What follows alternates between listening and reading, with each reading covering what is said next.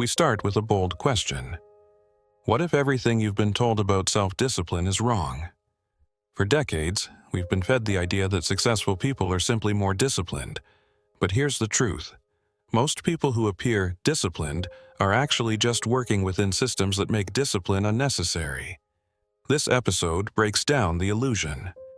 Most people think self-discipline means raw willpower, like dragging yourself out of bed at 5 a.m. or forcing yourself to work nonstop for hours. But that's not discipline, that's friction. And friction burns people out. We confuse suffering with strength. In reality, the most effective people don't suffer to succeed. Let's get scientific. Willpower is a finite resource. Studies show that the more decisions you make, the weaker your ability to resist temptation becomes. It's called ego depletion. So if your entire productivity strategy relies on self-discipline, you're setting yourself up to fail. The trap is believing you must feel disciplined before taking action. But action creates momentum, not motivation. Relying on feeling ready is a trap, and the more you wait for discipline, the more you train your brain to associate work with resistance. Let's pivot. People who succeed consistently do so because they have habits, not heroic discipline. Habits remove the need for decision-making. They automate behavior. Once something is habitual, it becomes invisible, effortless, and that is sustainable. Your environment shapes your behavior far more than motivation does. If junk food is on your desk, you'll eat it. If your phone is within reach, you'll scroll. But if you change your environment, behavior changes naturally. The key is to make the right action easy and the wrong action hard. Defaults are the settings your life runs on. If your default after dinner is Netflix, you don't think about it, you just do it. But what if your default was reading 10 pages? Or journaling? You can reprogram your defaults to work for you. This isn't fluffy self-help. There's hard research behind it. Implementation intentions are plans that connect a cue to a behavior. Example: when I brush my teeth, I will meditate for 2 minutes. This reduces reliance on discipline and increases follow-through dramatically. Behavior change sticks when it aligns with your identity. Instead of trying to act disciplined, ask, what would a focused person do right now? If you want lasting results, don't set goals. Build identities. You act according to who you believe you are. Many people use punishment to try to reinforce discipline. But our brains are wired for reward. If working out is followed by guilt or exhaustion, your brain will resist it. But if it ends with music you love or a hot shower, it creates positive feedback. Reinforce, don't punish. You don't need a 10-step morning ritual to be effective. The internet sells routines like they're magic, but routines are only powerful when they serve you. You don't need cold plunges and bulletproof coffee. You need clarity and consistency. You can have 10 free hours and still get nothing done, or 1 high-energy hour and finish everything. The most productive people don't manage time. They manage energy. Self-discipline doesn't matter if you're exhausted.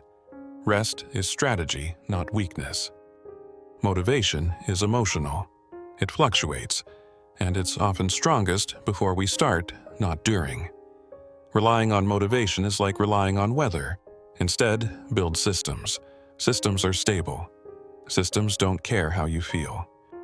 Most people obsess over goals, but goals are just endpoints. The process is what gets you there. When you focus on the process, the reps, the writing, the recording, you don't need motivation. Process anchors you in action. When something feels hard, we resist it. But if you reduce friction, make the task easier to start, you enter flow faster.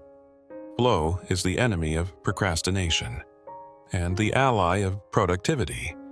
Your job isn't to push harder, it's to remove resistance. People who seem disciplined just design their lives better. They batch tasks, they schedule breaks, they use triggers. It's not willpower, it's architecture. The more automated your success, the less effort it takes. Sometimes, what looks like a lack of discipline is just a lack of emotional regulation. You're tired, anxious, overstimulated, And so you avoid the hard thing. Learn to pause, breathe, label your emotions, then act. Discipline starts in your nervous system. Don't track how disciplined you feel. Track how often you showed up. How many reps, how many pages. That's data.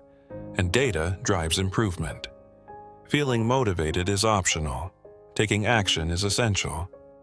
Perfectionism is a discipline killer. If you wait to do something until you can do it perfectly, you'll never begin. Progress is messy. Mastery comes from repetition, not flawlessness. Done is better than perfect. You don't need to become more disciplined. You need to stop needing discipline. Build systems. Shape environments. Form habits. Protect energy. Reinforce identity. That's the formula. Discipline is not the engine. It's the training wheels. And eventually, you won't need them. So, now you know the truth. Self-discipline isn't the answer. It's the illusion we cling to when the systems fail us. When we don't know how to design a life that makes action automatic, we blame ourselves. But as you've heard today, success is not about pushing harder. It's about setting up your environment, habits, identity, and energy in a way that pulls you forward. If something in this episode resonated with you, if you've ever blamed yourself for not being disciplined enough, or wondered why you start strong and fade fast, I want you to know, you're not broken. You were just taught the wrong strategy. Share this episode with someone who needs that message too. If you found value in what we explored today, please consider subscribing to the podcast. Hit the bell so you don't miss future episodes. And leave a comment. I actually read them. I want to know what stuck with you most, or what idea you're going to try first. And next week, we're diving even deeper. Episode 3. The Attention War. How Tech Hijacks Your Brain. This might be the most important episode I ever make. We're going to explore how social media, notifications, and endless content are not just distractions. They're engineered systems designed to override your focus, rewire your brain, and monetize your attention. You think you have control, but you're in a war, and you didn't even know it. That's next on False Fuel. Until then, keep questioning the narrative, and remember, discipline is a tool, but design is the weapon. Thanks for listening.